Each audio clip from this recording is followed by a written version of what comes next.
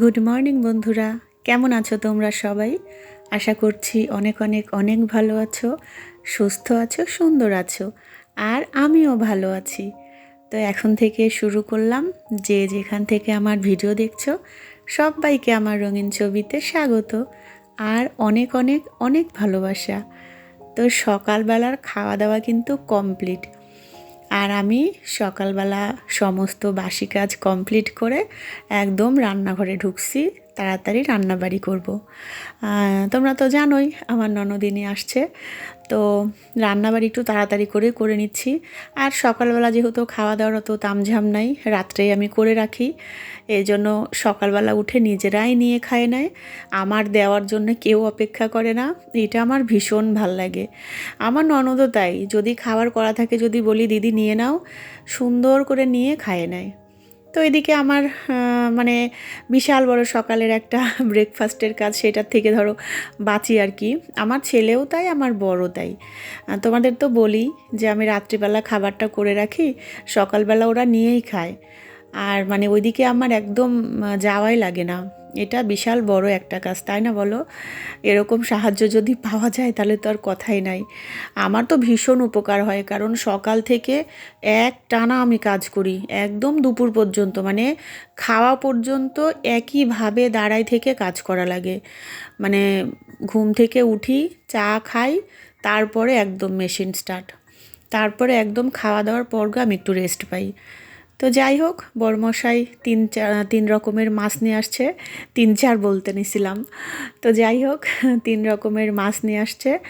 তো বোয়াল মাছ আনছে, পুঁটি মাছ, আর হচ্ছে কী যেন মাছ, যাই হোক তোমাদের দেখাচ্ছি। তো বাজার থেকে এত সুন্দর মাছ কাটে দেয়, কি বলবো। তোমরা তো জানোই আমি মাছ কাটতে খুব একটা পারি না। ওই হয়তো বিপদে পড়লে করা যায়, এরকম আর কি করি, এই আর কি। তো আমার বরটাও ভীষণ ভালো, এত উপকার করে কি আর বলবো। তো ওরা মাছ কাটে জানো বাজার থেকে, ওই যে ছাই লাগে থাকে গায়ে, সেটা পর্যন্ত ধুয়ে দেয়। আমি বাড়িতে নিয়ে আসে শুধু লবণ আর লেবু দিয়ে ধুয়ে নিই। আর লবণ লেবু দিয়ে ধুলে তো কথাই নাই, খুবই সুন্দর পরিষ্কার হয়। তো এই যে দেখো মাছগুলা, দেখছো এত সুন্দর করে কাটে দিছে। যেটা আমি ভালো পারি না, যেটা ভালো পারি না সেটা আর কী করে মানে ভালো করব। চেষ্টা করলে হয়তো পারবো, কিন্তু কখনো চেষ্টাও করব না, কারণ মাছ কাটতে আমি একদম পছন্দ করি না। আর এই যে বোয়াল মাছ নিয়ে আসছিল, তো আর এই যে হচ্ছে পুঁটি মাছ। তো বোয়াল মাছ হচ্ছে ফ্রিজে, মানে একটা বড় সাইজের ছিল, মানে আনা আছে, ওইটা খাওয়াই হয়নি, তারপরে নিয়ে আসছে আবার এই যে ছোটো সাইজের। তো যাই হোক, আজকে রান্না করব হচ্ছে পুঁটি মাছ। আর দিদি দেখো মিষ্টি নিয়ে আসছে। এটা হচ্ছে আমার আর আমার ছেলের ভীষণ পছন্দের মিষ্টি। যে দুইটা নিয়ে আসছে সেই দুইটাই নাটোর থেকে যদিও নিছে, মানে তার ভাইকে টাকা দিছিল, বলছিল আমি আর আমার ছেলে যেটা পছন্দ করি সেইটা নিয়ে আসবি। তো সেইটা নিয়ে আসছিল। তারপরে দেখো দিদি কি বানাইছে, গোপালের নতুন গহনা এখান থেকে বানায় নিয়ে যাচ্ছে। কত সুন্দর না বলো? এটা হচ্ছে গোপালের মুকুট, আর বাঁশি, আর হচ্ছে শিব ঠাকুরের আর লোকনাথ বাবার বেলপাতা। মিনাকারি করে নিছে, কাজগুলাই এত সুন্দর। এগুলো রেডিমেড কিনছে এখান থেকে। আমিও আস্তে আস্তে কিনবো, তবে এখন না, নতুন বাড়িতে আগে উঠি তারপর। তো আমার দেখে এত পছন্দ হয়েছে, তা আমি বলতেছি দিদি একটু ভিডিও করি।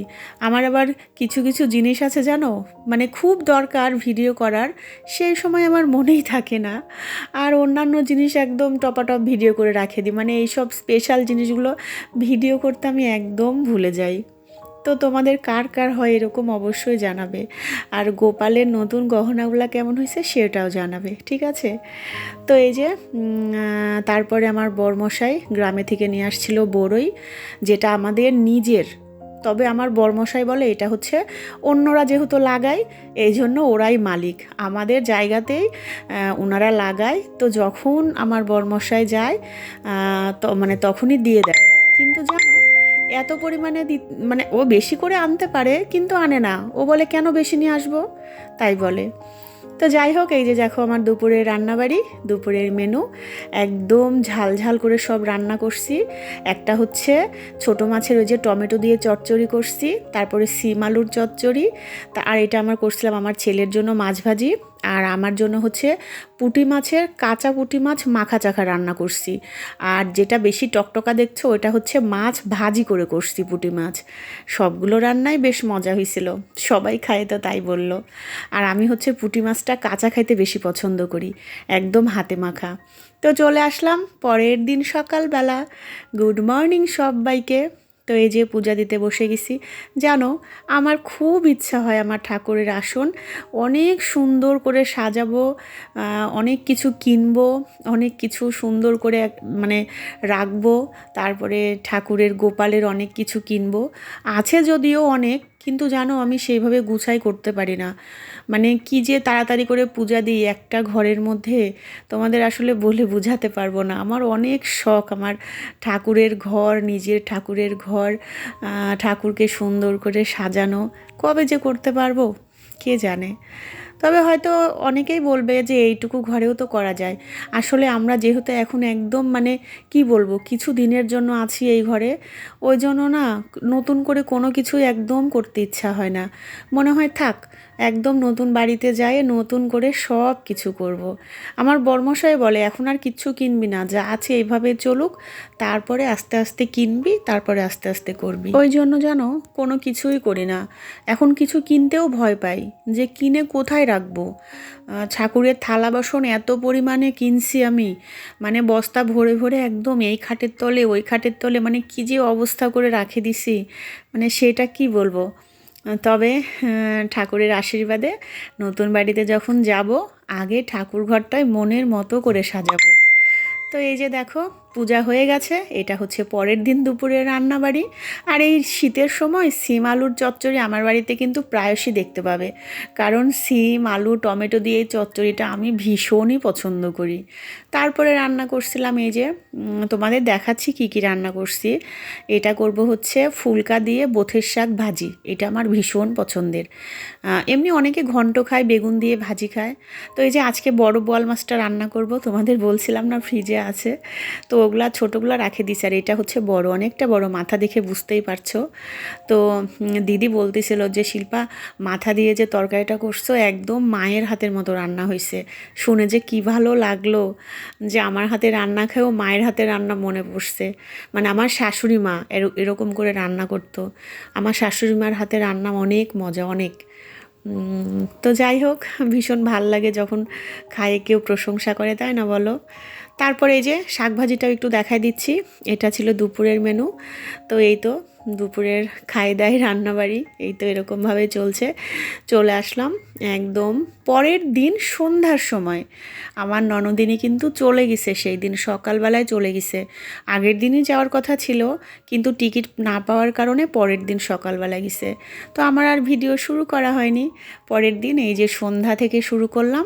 আমরা গেছিলাম হচ্ছে ঠাকুর নিতে, মানে ঠাকুর আগে অর্ডার দিয়ে আসছিলাম, সেটাই আর কি। দাদা ফোন দিছিল, বলে ঠাকুর চলে আসছে দেখে যান। তো আমরা দেখে টেখে আর কি রাখে আসবো, আজকে নিয়ে আসবো না।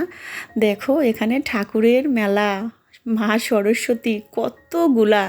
তো আমি হচ্ছে গোডাউনে আসছি, দাদার দোকানেও যাব।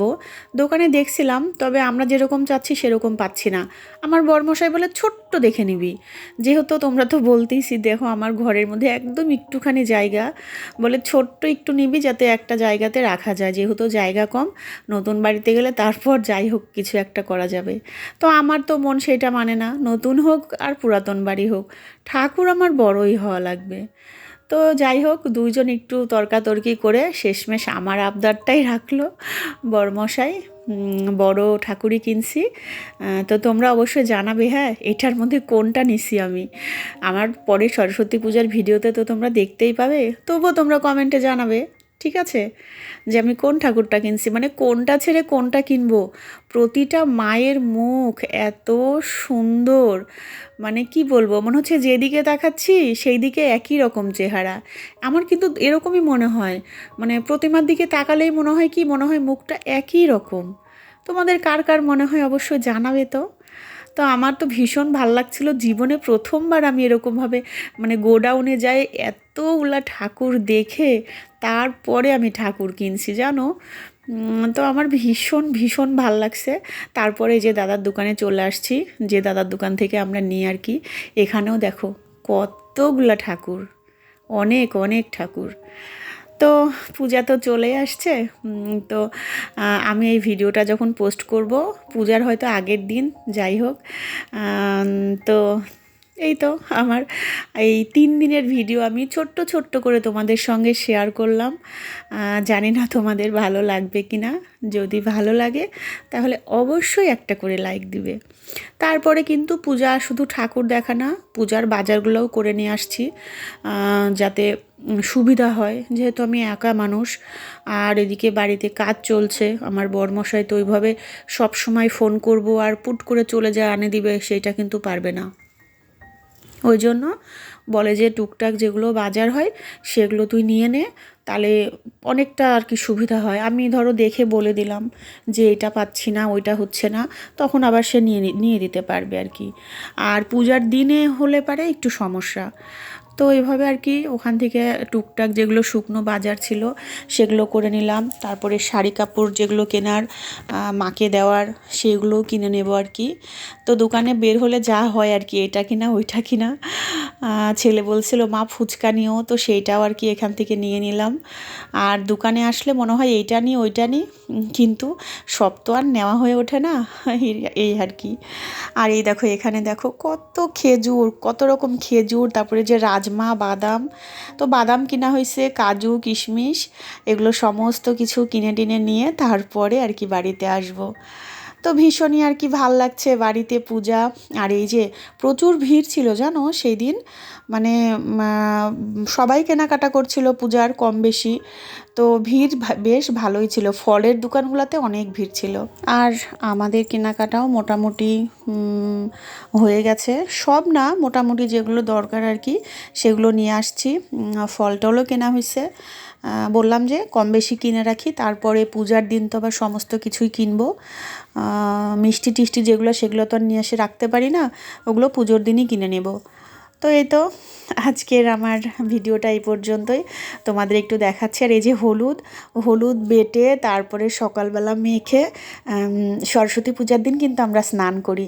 তোমরা কারা কারা করো অবশ্যই জানাবে। আর দেখছো আমার রাখার জায়গার অভাবে, মানে এই যে পূজার জিনিসগুলো আমি কোথায় কিভাবে রাখছি। কি করব, কিচ্ছু করার নাই আসলে। এই ঘরটাতেই আমার রাখা লাগবে, কারণ ওই ঘরটাতে খাবার দাবার রাখা হয়, ছেলের টিচার আসে, ওইভাবে না রাখার জায়গা পায় না। এই জন্য দেখো ঠাকুরের আসনের উপর দিয়ে নিচ দিয়ে এইভাবে রাখছি। তো ঠিক আছে বন্ধুরা, আজকের ভিডিওটা আমার এই পর্যন্তই। যদি তোমাদের ভালো লাগে তাহলে অবশ্যই অবশ্যই কমেন্টে জানাবে। তো ঠিক আছে, সবাই খুব ভালো থেকো, গুড নাইট।